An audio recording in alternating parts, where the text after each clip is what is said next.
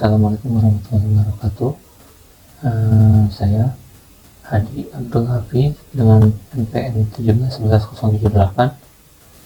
Di sini saya akan menerangkan tentang analisis struktur dari variasi scaffolding hammerhead jembatan Citarum yang merupakan objek penelitian skripsi saya yang dibimbing oleh Bapak Eko Walujojati STMT di Institut Teknologi Garut. Latar belakang saya mengambil topik ini yaitu sebagai salah satu negara yang memiliki banyak sungai. Dari daerah satu ke daerah lainnya banyak yang dipisahkan oleh sungai. Karena itu maka diperlukan sarana penghubung transportasi darat, yaitu dengan konstruksi jembatan. Dalam pelaksanaan pembangunan proyek jembatan tol Jakarta Cikampek 2 Selatan ini diperlukan suatu perencanaan yang tepat agar memenuhi persyaratan kualitas dan kuantitasnya. Adapun pekerjaan hammerhead merupakan salah satu item pokok dalam konsep box girder dengan skala lebar, sehingga penyelesaiannya ini akan sangat berpengaruh pada waktu pelaksanaan proyek. Dan pada item ini juga yang harus diperhatikan yaitu proses dalam pengerjaan perancahannya. Adapun perancah atau scaffolding sangat berperan besar terhadap pemenuhan standar keamanan pekerja dan juga kelancaran proses pembangunan. Dalam proyek pembangunan jembatan Citarum ini, jenis scaffolding yang digunakan adalah tipe heavy shoring, disusun dari bingkai-bingkai berbentuk kotak disertai dengan bracing yang menyilang. Pada tipe ini dimungkinkan dapat dibuat menjadi beberapa model scaffolding yang berbeda dan berpengaruh terhadap karakteristik serta efisiensinya.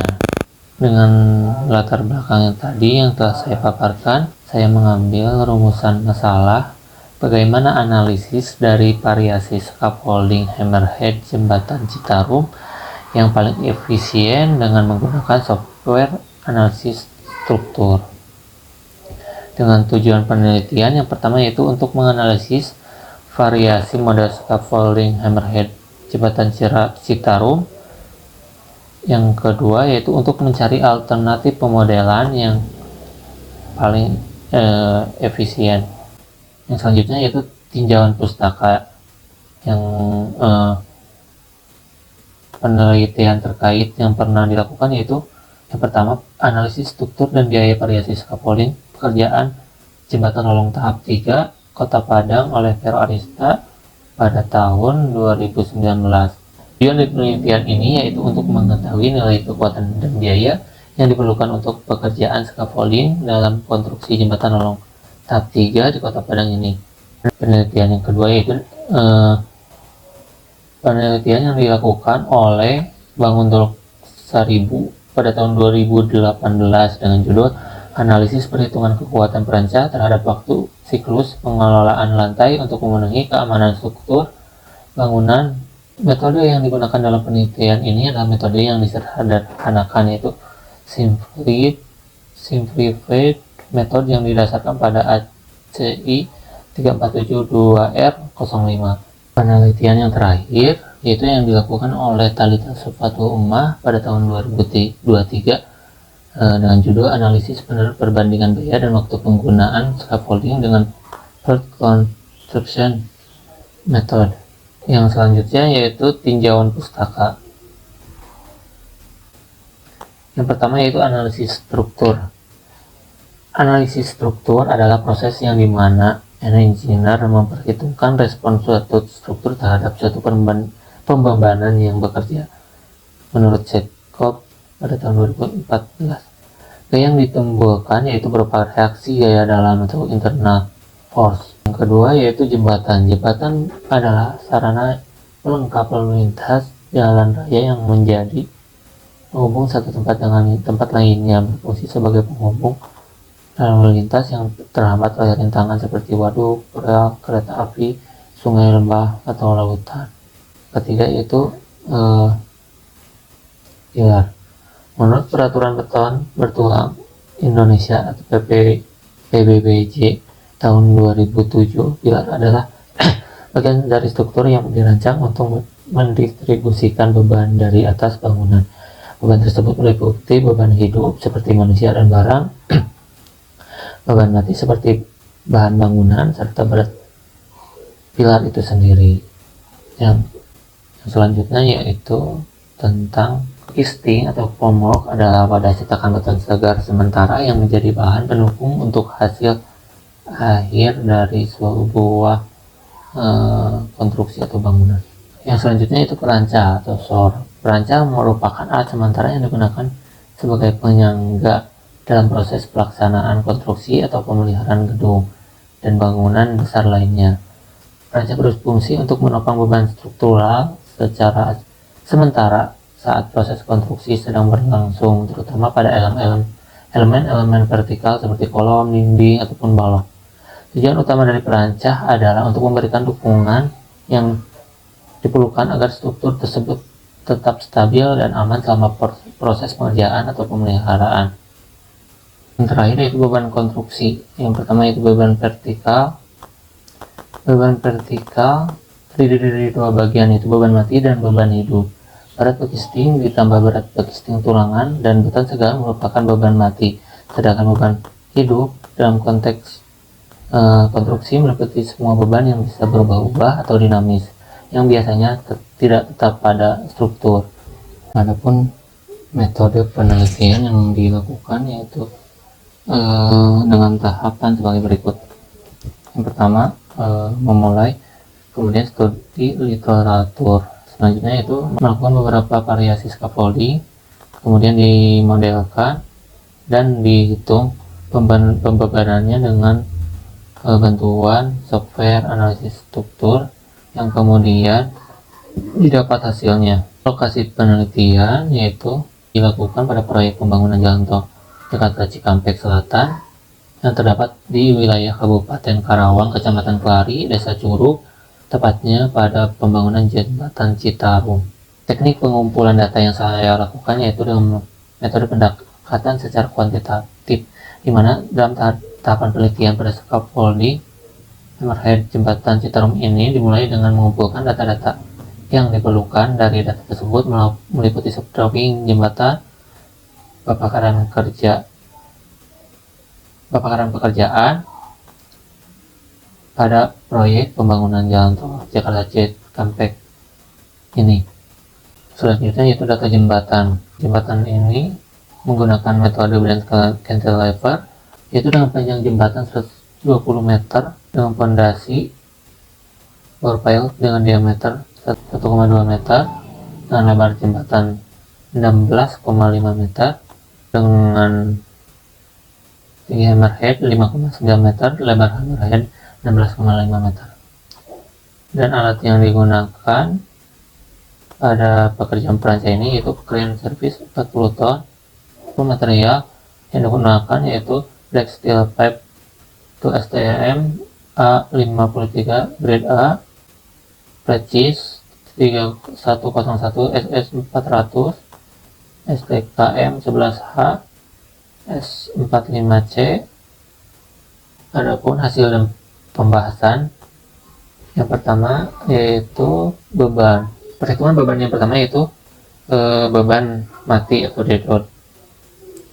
Beban mati itu sendiri yang pertama yaitu beban beton. Besaran beban beton bertulang basah yang digunakan adalah 2600 kg meter kubik berdasarkan SNI 032834 tahun 1993. Yang selanjutnya yaitu live load atau beban hidup.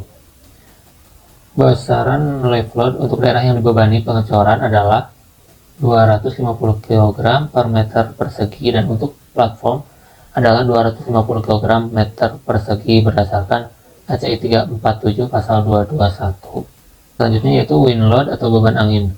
Dihitung berdasarkan data dari BMKG dengan nilai kecepatan angin dasar minimum yang digunakan adalah 9 km per jam.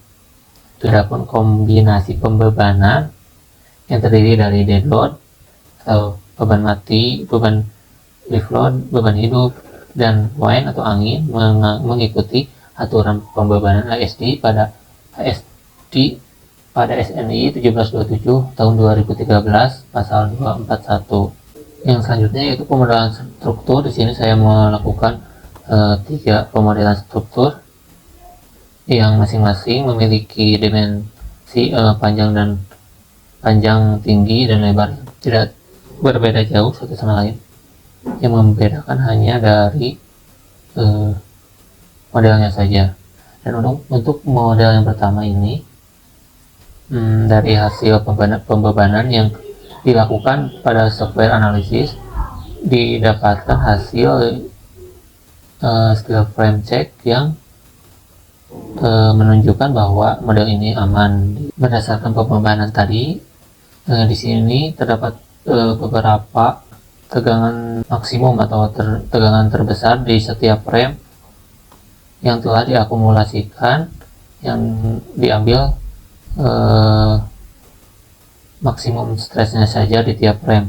Untuk mencari safety faktornya, yaitu dengan melakukan pembagian antara titik leleh si frame tersebut atau material tersebut dengan maksimal stresnya, yang di sini didapatkan untuk model pertama itu 0,056. Itu terjadi pada frame 4849 pada ring lock horizontal. Kemudian yang selanjutnya yaitu pemodelan struktur nomor 2. Yang di sini yang membedakan yaitu pada frame bawahnya dan di sini pula dari hasil steel frame check yang dilakukan pada software analisis struktur menunjukkan bahwa model ini aman dengan maksimum stress pada tiap elemennya. Yang paling besar itu terjadi pada bottom frame nomor 60 sebesar 31.872,44, yaitu dengan safety factor 0,009. Kemudian model yang ketiga, di sini hasil analisis struktur pada hasil dari steel frame check-nya menunjukkan bahwa model ini juga aman. Di sini dinyatakan bahwa nilai safety factor keseluruhan menjadi 0,022, yaitu terjadi pada bottom frame nomor 44. Yang terakhir yaitu kesimpulan dasaran. Kesimpulannya, ketiga model scaffolding ini mendapatkan indikator warna biru yang menunjukkan bahwa ketiga model tersebut dianggap aman dalam menahan beban-beban yang dianalisis. Yang selanjutnya yaitu berdasarkan perhitungan manual dan perhitungan dengan bantuan software program analisis, di mana tegangan ultimate hasil yang didapatkan dari perhitungan aplikasi yaitu tegangan ultimate sebesar 5.714 MPa untuk scaffolding model 1 pada ring lock horizontal 4.849, sehingga didapat nilai safety factor 0,056. Yang kedua itu tegangan ultimate sebesar 19.419,430 MPa untuk scaffolding model 2 pada bottom frame 60, sehingga didapat safety factor 0,009. Yang terakhir yaitu tegangan ultimate sebesar 14.696 MPa untuk scaffolding model 3 pada bottom frame 44, sehingga didapat safety factor sebesar 0,022. Disimpulkan bahwa model-model 2 lah yang lebih efisiensi dilihat dari nilai daya dukungnya dan dilihat dari nilai safety faktornya yang lebih bagus dibandingkan kedua model yang lain. Untuk terakhir yaitu saran, sebaiknya penelitian selanjutnya bisa dilakukan terhadap scaffolding dengan jenis yang berbeda sebagai perbandingan, sehingga akan didapatkan karakteristik penampang serta susunan perakitannya yang berbeda juga di lapangan. Mungkin itu saja sedikit pemaparan tentang topik skripsi saya, yaitu mengenai analisis struktur dari variasi scaffolding hammerhead jembatan Cibataru. Mudah-mudahan ada manfaat yang bisa didapat dari penelitian ini, terutama untuk khalayak umum, dan mohon maaf bila ada kekeliruan dalam penyampaian materinya. Saya akhiri, terima kasih atas perhatiannya. Wassalamualaikum warahmatullahi wabarakatuh.